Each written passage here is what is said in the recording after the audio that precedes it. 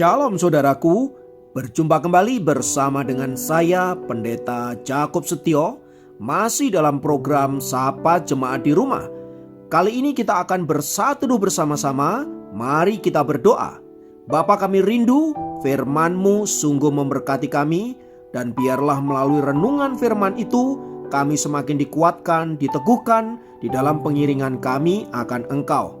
Kami siap diberkati, terpujilah nama-Mu kekal selama-lamanya. Dalam nama Yesus kami berdoa, haleluya, amin. Firman Tuhan kali ini saya ambil dari 1 Tawarik 21 ayat yang kedua. Saya ulangi, 1 Tawarik 21 ayat yang kedua berkata, "Pergilah, hitunglah orang Israel dari Berseba sampai Dan, dan bawalah hasilnya kepadaku supaya aku tahu jumlah mereka." Saudaraku dikasihi Kristus, kali ini saya ingin berbicara tentang racun kesombongan. Nah, sesuatu yang disebut racun hampir selalu tidak tampak berbahaya dari luar. Itulah sebabnya mengapa racun menjadi alat pembunuh yang sangat efektif.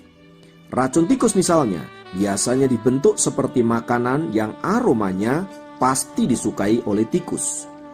Dan karena hal itu, maka tikus akan dengan sangat mudah terbunuh. Kasus pembunuhan Munir dan Mirna, di mana mereka makan atau minum sesuatu yang sama sekali tidak menunjukkan hal yang berbahaya. Tetapi saat racun itu masuk ke dalam tubuh mereka, saat itu pula mereka mati. Nah, saudaraku, kesombongan juga bekerja seperti sebuah racun. Semua orang tahu bahwa sombong itu adalah sikap yang tidak baik. Bahkan Alkitab mengatakan sombong adalah dosa. Tak terkecuali seorang raja hebat seperti Daud pun jatuh ke dalam dosa kesombongan. Sekalipun Daud dikategorikan sebagai seorang yang sangat dekat dengan Allah. Ya, Daud jatuh dalam dosa kesombongan.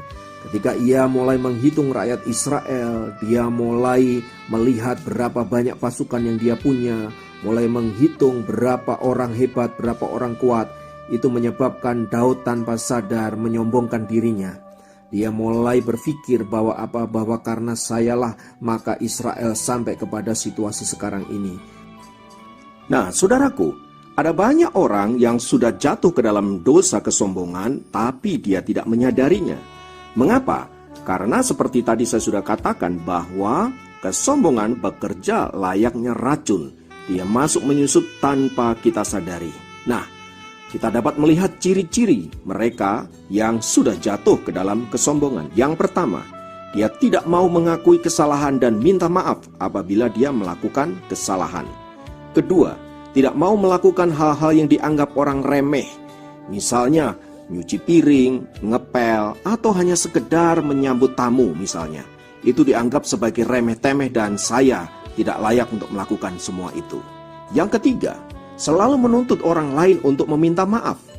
Dia biasanya berkata, "Kamu kan sudah salah, kamu harus minta maaf," dan lain sebagainya. Yang keempat, biasanya orang ini akan merasa tidak cocok dengan orang lain dengan berbagai-bagai alasan. Ya, dia akan berkata, "Aku gak cocok sama dia, aku gak nyambung sama dia." Padahal sesungguhnya dia merasa lebih hebat dari orang lain. Yang kelima, merasa tidak membutuhkan orang lain. Tipe orang ini adalah tipe orang yang sombong luar biasa karena dia menganggap dia mampu hidup sendirian. Dia mampu mengerjakan semua sendirian. Dia merasa tidak butuh orang lain. Yang keenam, orang ini biasanya suka memuji dirinya sendiri dan merendahkan orang lain. Kalau tidak ada aku, kamu tidak bisa seperti ini. Kalau tidak ada aku, tim kita tidak akan pernah bisa berhasil. Kalau tidak ada aku, pelayanan ini pasti akan gagal. Yang ketujuh, merasa diri paling penting. Nah, saudaraku, ini adalah tindakan-tindakan yang seringkali kita lakukan bahwa karena saya merasa bahwa diri saya paling penting dan paling dibutuhkan, maka ketika kita tidak mendapatkan semua itu, kita menjadi tersinggung, kita menjadi marah. Kok saya tidak tahu?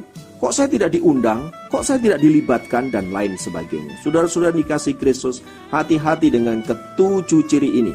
Bisa saja itu masuk menyusup dalam hidup kita dan membuat kita menjadi pribadi-pribadi yang sombong.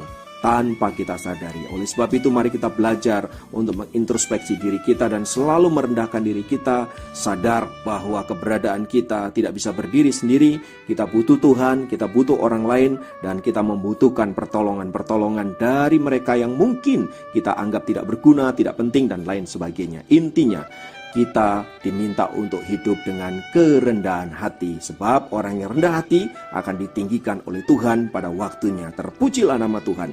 Mari kita berdoa. Tuhan, terima kasih untuk kebenaran firman-Mu kali ini. Biarlah menguatkan, meneguhkan kami, mengajar kami untuk senantiasa rendah hati, apapun profesi kami, apapun posisi kami. Ajar kami untuk selalu rendah hati, menghormati Tuhan, menghormati orang lain. Terima kasih Bapa, terpujilah nama Tuhan. Di dalam nama Yesus kami berdoa. Haleluya. Amin. Kiranya program Sapa Jemaat kali ini dapat memberkati Anda dimanapun berada. Sampai jumpa dalam program Sapa Jemaat yang lain. Tuhan Yesus memberkati. Haleluya.